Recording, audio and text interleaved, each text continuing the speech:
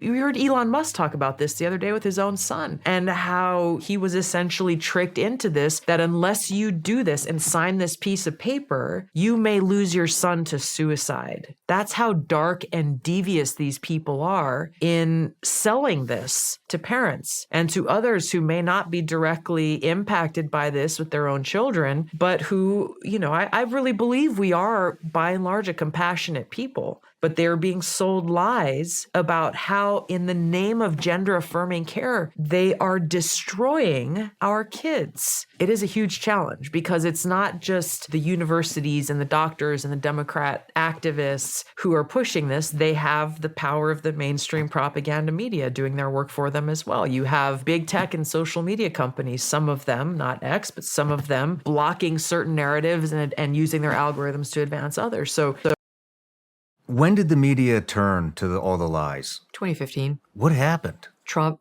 There is such a thing as Trump derangement syndrome. He literally drove them crazy. They're just so agenda-driven. It's not great to be an ideological journalist. You're much better off if you really don't like either side and you're not in love with one or the other. All these people when Joe Biden was stepping down, I love him, I love the man. Stop that. We shouldn't love our politicians. We should be kicking the tires on our politicians. All of them. Trump too. If you're a fan at home, you're a voter, that's one thing. If you're a member of the media, that's not your job. You're not a cheerleader. They all sacrifice their objectivity to get him. And despite their personal beliefs, could never check it. It's fine to actually privately root for somebody and want this candidate to win, or that's human. But to show it, to openly try to make it happen every night on the air is something very different. And they started doing it in 2015. They declared openly that they would now no longer be objective. He's a racist, he's a sexist, he's a whatever. That's not what they were doing. They were reporting night after night that he was these terrible things, that he had said these terrible things. And they continue to do it.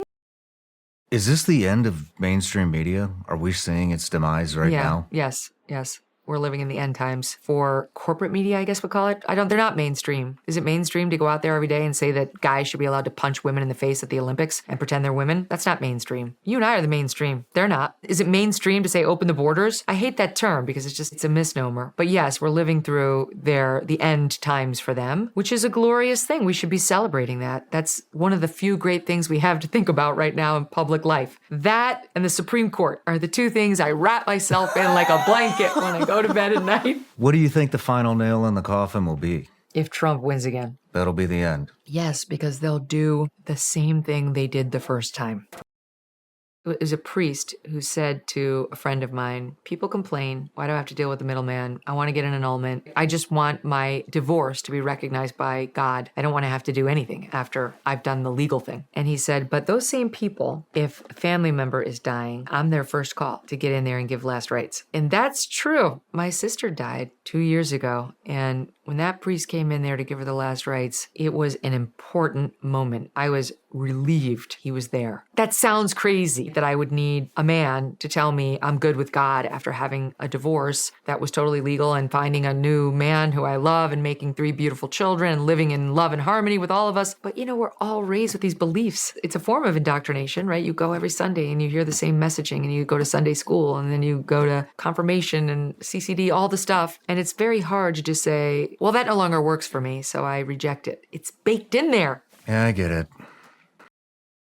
So, there's a lot of kids that go through this. It's a big problem that a lot of kids are dealing with. And so I'm curious if you have any advice for kids that are being bullied. Yeah, if I could talk to the 12-year-old version of me, I 100% would say tell your parents. They can help you. You can establish some parameters like you have to agree not to call the girl's parents, something like that. Your parents can help. And I, as a parent, would absolutely intervene if this were happening to my child in whatever way I could. Because while I do think you can learn a lot from some bullying, like some short stints of bullying, I think it actually creates a more empathetic person, right? You're less likely to bully, I think, if it happens like that. But if it goes on and on and on, it can cause real damage. I still think it affects my relationships. Really? My friendships, yeah. How so? I'm not good at pursuing friendship. Like once I have a friend, I'm a good friend, but all the friends I have pursued me.